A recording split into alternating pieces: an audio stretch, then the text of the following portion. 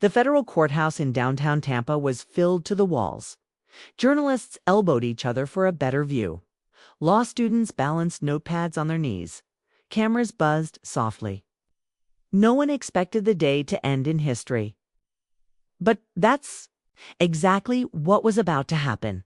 The case was already a national headline: allegations of international election fraud. With millions in foreign donations tied to U.S. tech firms and shadowy political consultants in Eastern Europe. But until this morning, the trial was moving slowly. Quietly, too quietly. Judge Gregory Presnell sat high above the courtroom, his expression unreadable. Appointed by President Reagan decades ago, he carried weight. His rulings had shaped state policy for years. But now rumors swirled that he'd been in private contact with foreign lobbyists tied to the case. Nothing proven, just whispers. Yet enough that reporters kept one eye on him and one hand near their recorders. The defense team was expected to fold. Their lead attorney had quit suddenly. All signs pointed to dismissal. Then, just as court was called into session, the room shifted. Pam Bondi walked in. She was dressed in a tailored crimson suit that seemed to catch every light in the room. Her walk was slow, deliberate. She didn't speak as she passed the press row, but everyone saw her. The former Attorney General, the firebrand from Florida who hadn't been seen in a courtroom in over 5 years. Whispers flew. What is she doing here? Is she leading the defense? Thought she retired. She sat beside the lead defendant. No introduction. No announcement. But her presence changed everything. Judge Presnell cleared his throat. "Ms. Bondi," he said carefully, "are you now representing the defense?" She stood. "Yes, Your Honor." "Effective immediately." The judge nodded once. "Noted. We will proceed." What followed was a standard motion hearing, at least on the surface. Prosecutors pushed to dismiss one of the primary witnesses. Defense team seemed divided. Judge Presnell looked ready to rule in favor of the motion. He shuffled his papers, but before he could speak, Bondi rose again. "Your Honor," she said, her voice smooth, with a southern calm that barely hid the storm underneath. "With all due respect, this court's order doesn't just misinterpret. Padena v. United States eviscerates the very concept of judicial independence our founders enshrined." The courtroom froze. Reporters sat up straighter. Pens clicked. The judge blinked, his eyes narrowing. "I beg your pardon." Bondi stepped forward. This ruling, if allowed to stand, would gut the protections this court was meant to uphold. It shows not only bias, but a dangerous trend of selective memory. Presnell's jaw stiffened. "You're out of order. I'm defending the Constitution," she replied. "And defending it requires naming the rot within the walls of power, no matter how high it sits." She reached into her briefcase and pulled out a leather-bound book. It landed on the table with a loud crack. "The Federalist Papers," she said, "annotated by Justice Scalia." Since this court seems to have forgotten their contents, I'll be quoting extensively. Gasps rippled through the gallery. Even the court reporter froze, unsure whether to type or watch.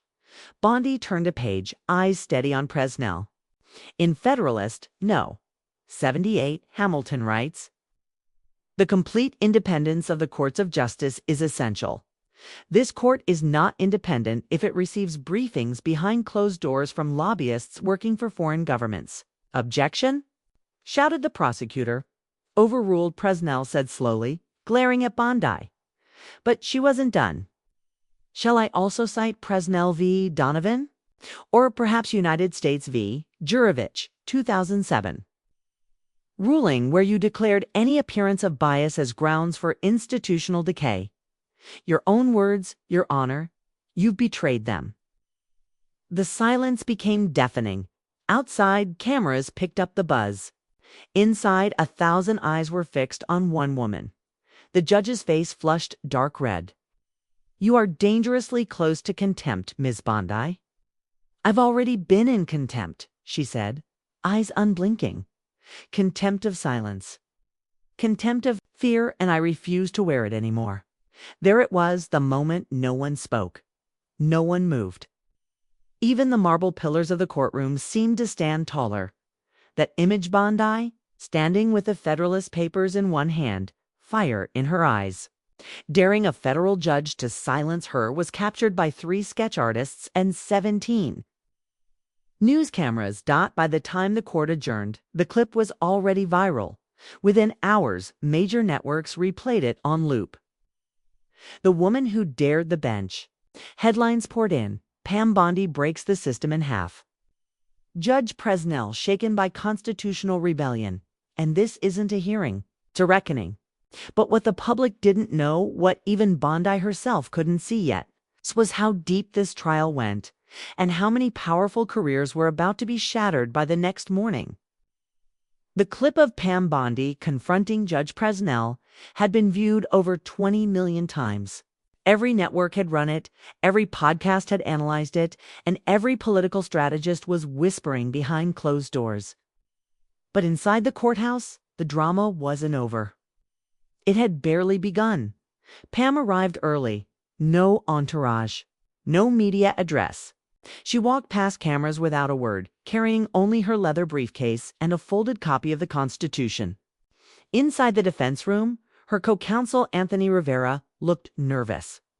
"They want to file a motion to censure you," he said, not looking up. Pam didn't flinch. "Let them. If they censure me, it means they're listening." The government's lead prosecutor, Jennifer Cole, entered the courtroom with visible confidence. She had spent years rising through the ranks of the DOJ, known for her precision and loyalty. But today, she carried something else: pressure. Rumors had begun to swirl about donors, about data manipulation, about international election interference. And all of it somehow touched this case.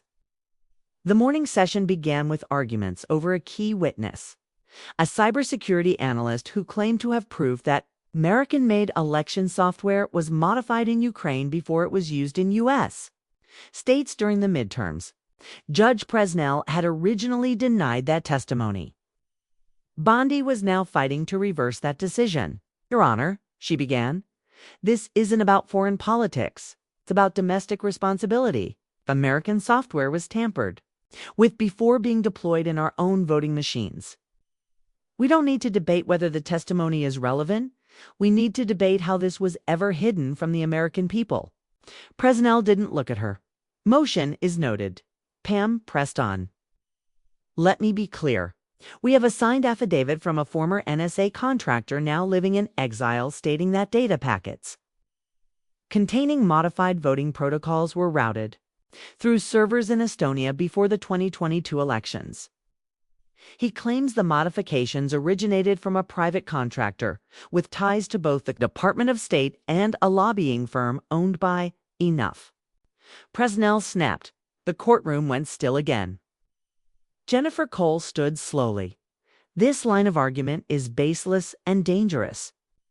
The United States government has already confirmed the integrity of our elections." Pam turned to the gallery, where reporters watched every word.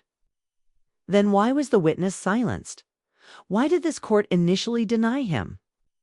And why did Judge Presnell recuse himself from a similar case in 2019, only to preside over this one?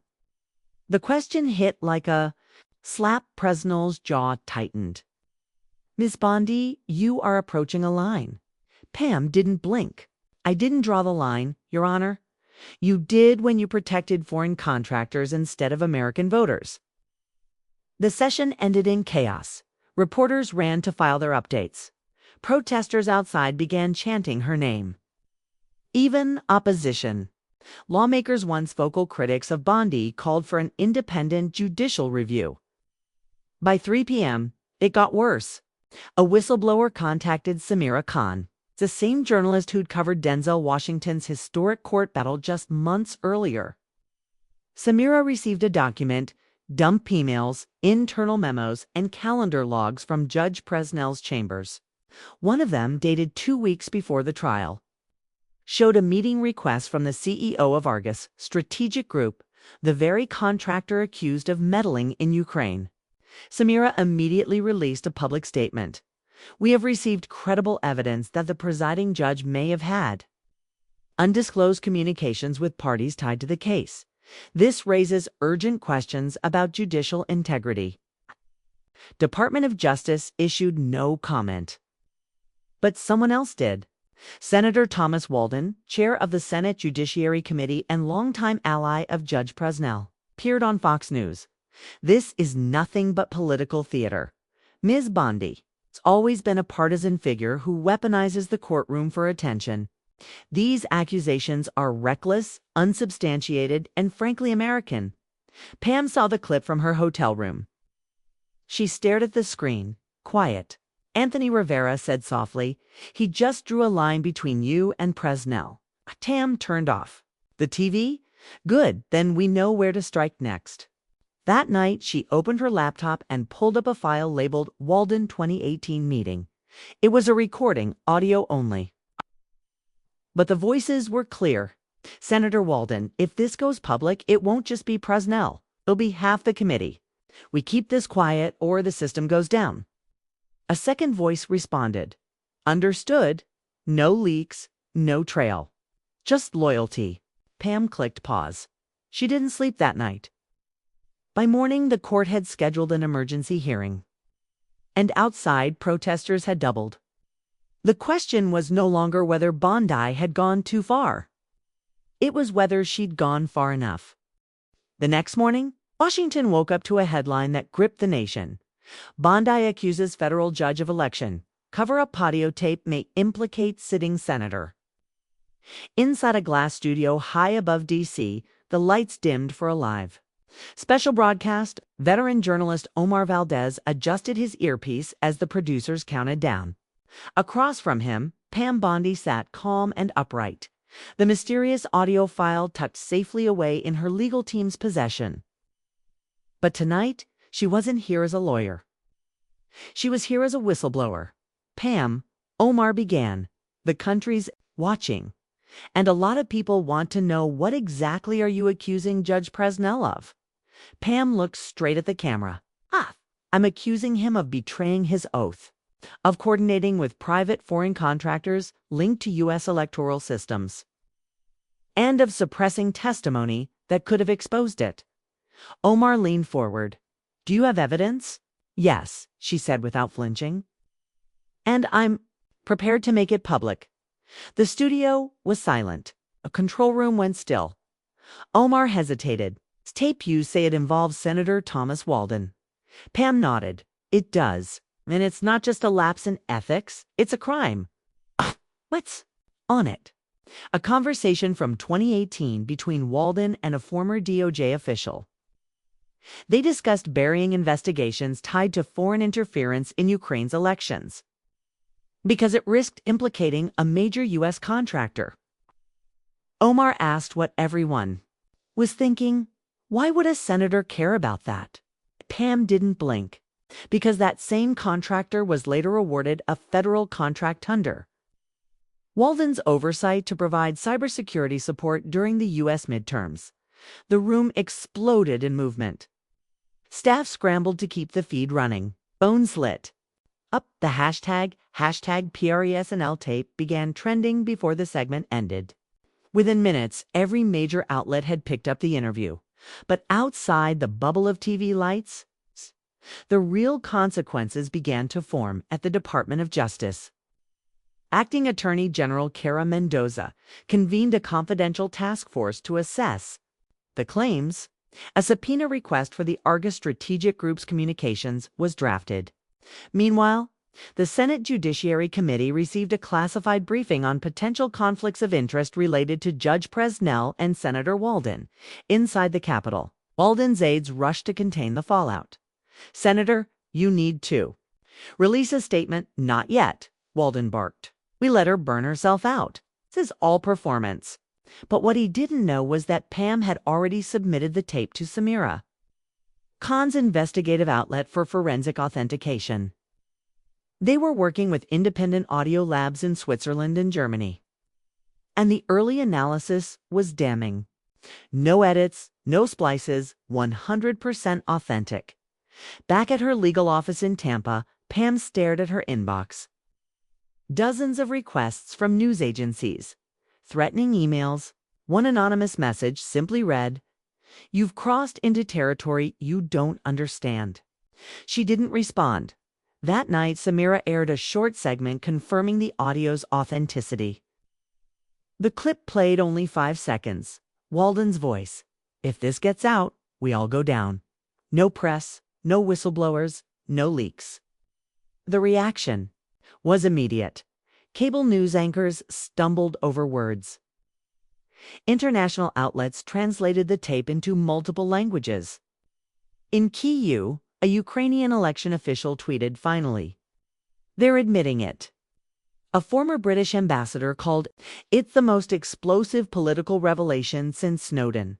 And still, Judge Presnell said nothing until the next morning in a surprise press conference. The judge stood behind a dark wooden podium in front of the federal courthouse. His voice was slow, measured. "I deny all allegations. I have never engaged in improper communication with foreign agents, contractors, or members of Congress. Ms. Bondi is engaged in reckless defamation." But reporters weren't buying it. One shouted, "Did you meet with Argus Strategic Group on May 2nd, 2022? Presnell blinked. No comment.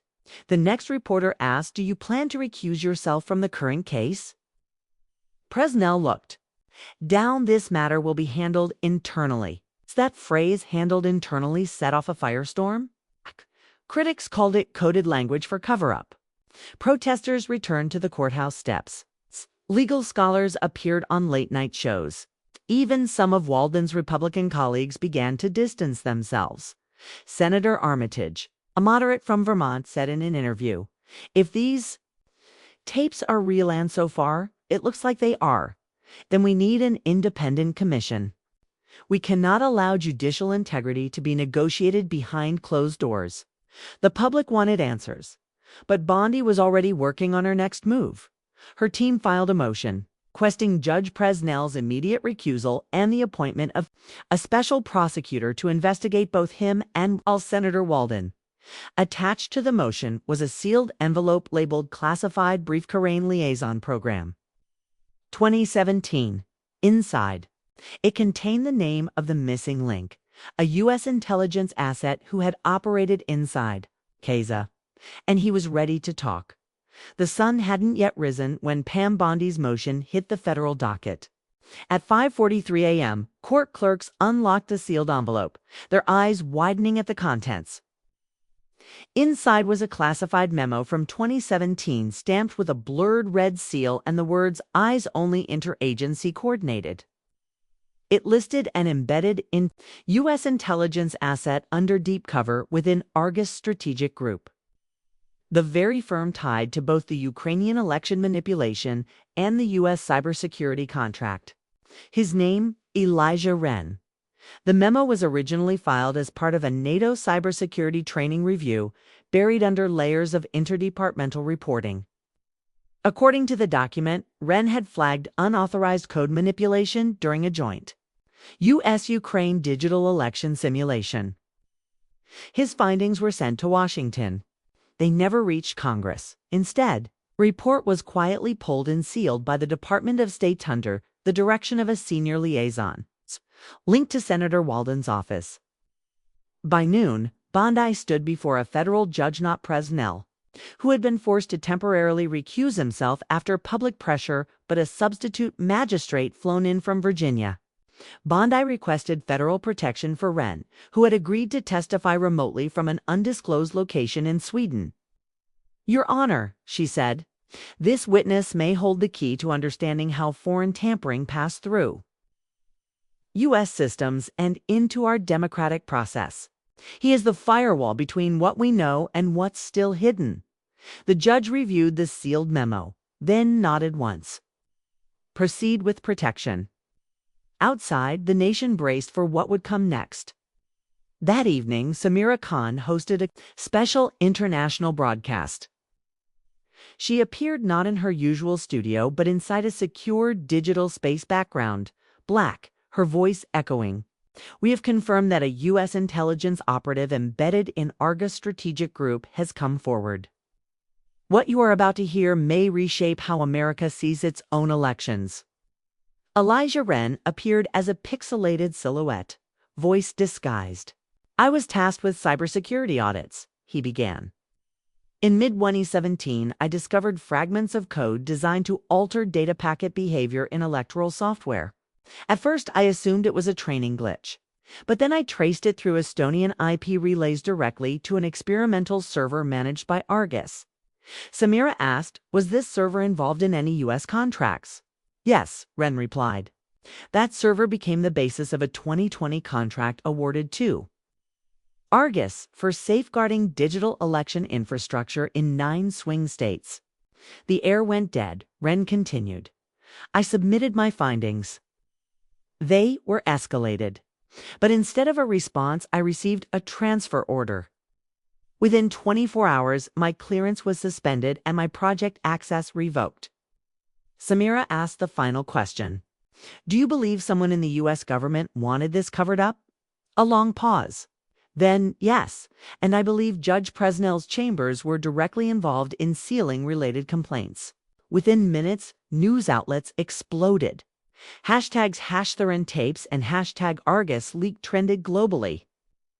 European Union lawmakers issued a joint statement demanding a full review of NATO-affiliated contractors. The Canadian Foreign Affairs Minister called the situation a crisis of democratic trust.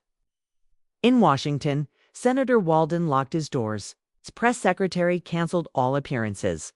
The Department of Justice, overwhelmed by public outcry, announced the formation of a special independent prosecutor led by retired federal judge Mira Chen. Judge Chen, known for her work on post-9/11's intelligence ethics, made her first statement. From the steps of the DOJ, my job is not to defend reputations.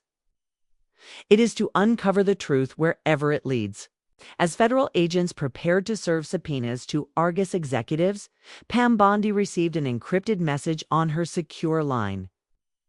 It was from a former CIA handler she hadn't spoken to in years. You're walking a dangerous line, Walden's. Not the top, he's the firewall. The real target is higher.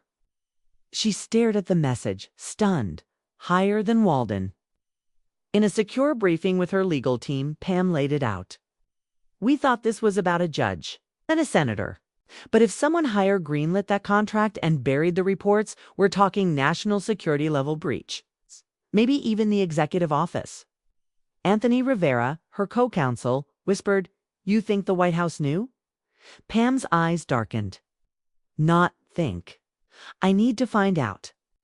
That night, a second whistleblower reached out. An unnamed former deputy national security advisor. They left a message with a single sentence. Check the July 2020 call logs. West Wing Situation Room. Keywords: Argus, Estonian Relay, Firewall. Protocol. Pam leaned back in her chair. Everything was unraveling. The Situation Room call logs arrived at 2:18 a.m., slid under Pam Bondi's hotel room door in a plain white envelope. No name, no stamp. Inside were photocopies grainy, time-stamped records from July 14, 2020. They showed a secure briefing, held at 11:07 a.m., chaired by then Chief of Staff Nathan Red. 3 others were present, including a senior White House cybersecurity advisor and a civilian contractor listed only as consultant ARG SIG FL. ARG SIG, Argus Strategic Group, Florida Division. Pam's hands trembled. That day had always been a puzzle piece she couldn't place mid-pandemic. Mid-election cycle, a routine cybersecurity drill. But it wasn't routine. The presence of a private contractor in the White House situation. Room during an internal election defense briefing wasn't just irregular, it was illegal. She called her co-counsel immediately. I know, she said. The White House didn't just cover it up. They invited it in. By sunrise, the documents had been verified by 2 independent intelligence consultants. Both agreed, if genuine. The logs proved the executive office held undisclosed meetings about foreign modified software being integrated into U.S. systems, then failed to report it to Congress. It was bigger than Fresnel, bigger than Walden. It had reached the nerve center of American democracy. At 9:30 a.m., Bondi filed an urgent legal request to present the logs to the federal court as part of her motion to remove Judge Fresnel permanently and initiate criminal proceedings. The motion landed on Judge Mira Chen's desk, now the interim authority over the case. Judge Chen moved swiftly. She ordered the DOJ to seize all Argus records within 48 hours. She issued subpoenas to Walden's office, the White House office, of legal counsel, and 3 national security aides. Then she called an emergency congressional briefing. The moment the subpoenas hit Capitol Hill, the dominoes began falling. Senator Walden was spotted leaving a back entrance of his Georgetown residence, flanked by 2 federal agents. His aides issued a bland statement. The senator will cooperate fully. But insiders reported panic. Documents were shredded, external servers wiped. One intern leaked a Slack message from the Walden office group chat that read, "They're going to burn this whole thing down." At Argus headquarters in Arlington, a different kind of chaos unfolded. The CEO, Nathan Kale, arrived flanked by private security. Employees were instructed to disable their devices and sign internal gag orders. But 2 staffers, already tipped off by Pam's legal team, had begun copying files to an external drive, one that included the original AI signature code flagged by Elijah Wren in 2017. Meanwhile, in the press world, Samira Khan prepared her most dangerous report yet. She stood in front of a glowing map of cyberratic origins and said, "What we know now is not just political malpractice, it is a democratic betrayal." A contract awarded under the guise of cybersecurity was used to inject manipulated code, and it was blessed by silence, judicial, legislative, and executive. Bondi was watching that report in a secure room at the DOJ when her secure line rang. It was Elijah Wren. "They're moving against me," he said quickly. "Interpol said someone flagged my name with a level 3 risk tag. That doesn't come from Europe. That's internal." Pam knew what it meant. Someone in U.S. intelligence had reclassified Wren, turning him from a whistleblower into a threat. She hung up and turned to the DOJ agent at her side. "We need to escalate Wren's protection to diplomatic asylum." Now, 2 hours later, the White House issued a press statement denying all knowledge of the July 2020 meeting. But that same day, The Guardian released a photo previously unpublished showing Chief of Staff Nathan Red walking beside Nathan Kale into the West Wing. Time-stamped the morning of the call. The walls were closing in. That night, Bondi was contacted by a retired NSA archivist. "I read the logs," he said over a secure channel. "I know that call. I was ordered to wipe the server containing that session." "Did you?" she asked. A pause. "Then, no, I backed it up." Bondi's heart stopped. "You still have it?" "Yes, but if I hand it over, you'll need to prepare for the other side of this." "What's the other side?" she asked, answered coldly. "A constitutional crisis." Pam knew what that meant. If the recording revealed the White House was complicit in concealing a foreign threat during a federal election, the legal framework of executive authority itself could be shaken. Still, she answered without hesitation. "Send it." Dawn. The file had been uploaded to a secure DOJ server. It was 27 minutes long. Pam didn't sleep that night. She sat alone in her office, listening to the voices of power whispering across encrypted lines, trading favors, burying truths, plotting silence. When the tape ended, she stared out the window. In the distance, sirens wailed. But she knew. It was no longer about who would survive. It was about who would speak first. And who would vanish. The early morning air in Washington was thick with unease. News helicopters hovered over the Capitol dome and downtown streets near the Department of Justice were barricaded by federal marshals. Inside the DOJ's Cyber Intelligence Division, the 27-minute Situation Room recording, now nicknamed the firewall tape, was under forensic lock. Its contents restricted to top-level national security officials and lead investigator Judge Mira Chen. But by 8 a.m., snippets had already leaked. One quote in particular spread like wildfire across news channels and social media. "If this protocol's traceable, we don't roll it out. If not, we move. Democracy survives the illusion, not the audit." The voice was unmistakably that of Nathan Redd, then Chief of Staff to the President. The reaction was immediate and explosive. Major newspapers called for a special congressional session. European Union officials summoned the U.S. ambassador for clarification. Canada, temporarily, froze its cybersecurity data sharing program with the U.S. until internal clarity is restored. And within the Beltway, lawmakers from both parties met in closed-door emergency huddles to discuss how to respond to what was now being called the worst breach of public trust in decades. Pam Bondi, now under full-time federal protection, prepared to appear before a joint Senate and House Oversight Committee. She was set to testify as both a legal representative and a whistleblower. Her team advised her to stay silent, to wait for subpoenas, to let the DOJ lead. But Pam refused. "I'm not here to dance around smoke," she told her co-counsel. "I'm here to drag the fire out into the open." As she stepped into the hearing room, cameras flashed. Protesters chanted outside, some holding signs calling her a hero, others a traitor. Inside, the atmosphere was electric. Every major network carried the broadcast live.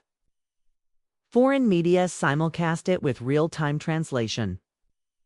Chairing this session was Congresswoman Evelyn Hart, known for her brutal, no-nonsense interrogations. "Ms. Bondi," Hart began, "you're here under oath. What did you know? And when?" Pam leaned into the mic. "I knew a federal judge was suppressing witness testimony. I knew a sitting senator had buried an investigation into a private contractor's manipulation of foreign election systems. And I now believe that the executive office knowingly allowed compromised code to enter our own election infrastructure, then tried to hide it under the false pretense of national security." Gasps filled the room. "Do you have evidence that?" The president himself was aware. Pam hesitated. "I have no direct proof," she said. "But I have the voices of his closest advisors recorded in a secure Situation Room, discussing the concealment of voter manipulation protocols. Either he was willfully blind or he was briefed. Either way, the chain of command is broken." Congresswoman Hart leaned forward. "Ms. Bondi, do you believe this rises to the level of high crimes and misdemeanors?" Silence fell. "Believe we're already beyond that," Pam said. "We are at the edge of a legitimacy crisis. We are standing on a foundation we now know was poisoned.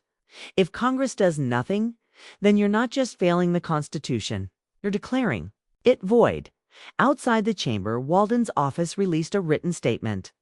"These allegations are politically motivated, deeply misleading, and dangerous to national security. Senator Walden continues to serve the American people with honor." But within an hour, Walden's chief of staff resigned and turned over his private text messages to the DOJ. Among them was one sent to a contractor. During the 2020 vote, Argus patch installed. No trace. Tell Nathan we're green. The wall cracked. That afternoon, Judge Mira Chen authorized the first round of criminal indictments. Judge Presnell, Senator Walden, to senior Argus executives, one former deputy NSA advisor, and a final name that shocked even the DOJ, Nathan Redd. The former chief of staff had fled the country 2 days earlier, boarding a private jet to Dubai. A red notice was issued through Interpol. Intelligence teams began tracking movements across international airports and encrypted communications hubs. In the middle of it all, Pam Bondi sat in a locked Doge office reviewing the second part of the Situation Room tape. In this section, a different voice emerged, younger, cold. If the public finds out, you'll see riots. Not from the left, from the veterans. The ones who actually believe the system works. They'll be the ones who burn it down. Pam hit pause. She looked across the room to an agent. Whose voice is that? The agent hesitated. It's still being verified, but preliminary audio match links it to the president's then Deputy National Security Advisor. He's now the current National Security Director. A cold hush had settled over Washington. The streets outside the Capitol were lined with barriers. Not for protests, those had been cleared days ago, but because no one knew what might come next. The system wasn't just under strain, it was actively fracturing.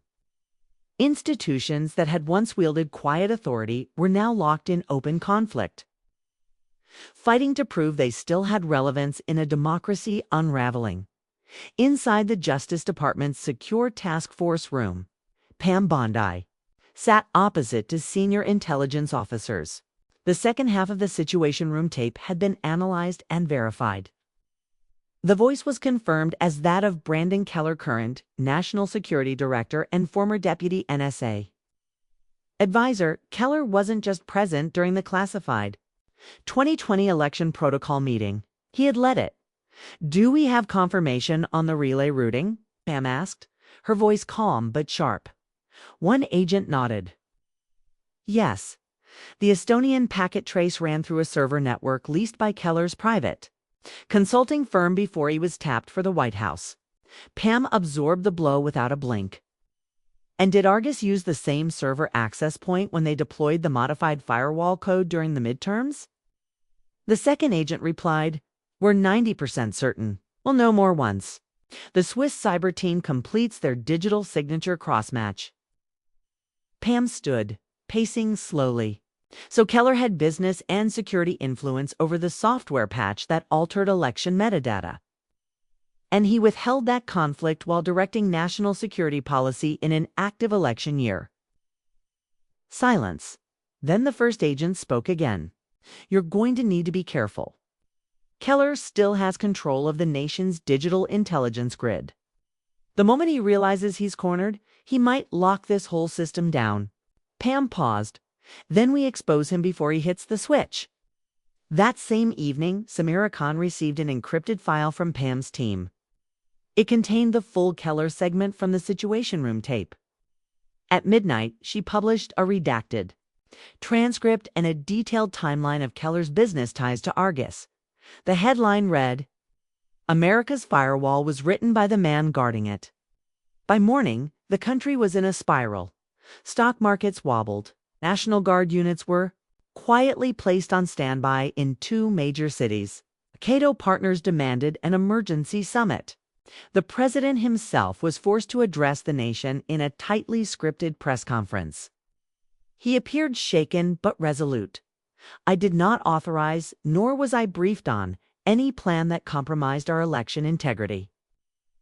I have full confidence in my national security team until and unless I am shown proof otherwise." But Pam had already prepared the proof. That same day, she filed a supplemental federal motion to add Keller as a named defendant in the original trial. She included 3 pieces of evidence: the authenticated audio from July 14, 2020, identifying Keller as the speaker, internal Argus documents signed by Keller's firm approving the software deployment contract, a confidential email leaked by a remorseful tech contractor sent from Keller to Nathan Red just days before the rollout. It read, "Patch is buried. If it's ever traced, we frame it as a defensive countermeasure. No one asks twice if the flag they salute is still upright." The court moved swiftly. Judge Mira Chen granted an emergency hearing and placed Keller under federal investigation. Hours later, Keller disappeared from public view. The White House press team insisted he was on scheduled leave, but by midnight, Federal agents confirmed his secure Pentagon access badge had been deactivated. And then came the break. Elijah Wren, still under diplomatic protection in Sweden, offered one final piece of evidence, a full blueprint of the Argus firewall patch. Original lines of code that embedded artificial latency into voting software systems.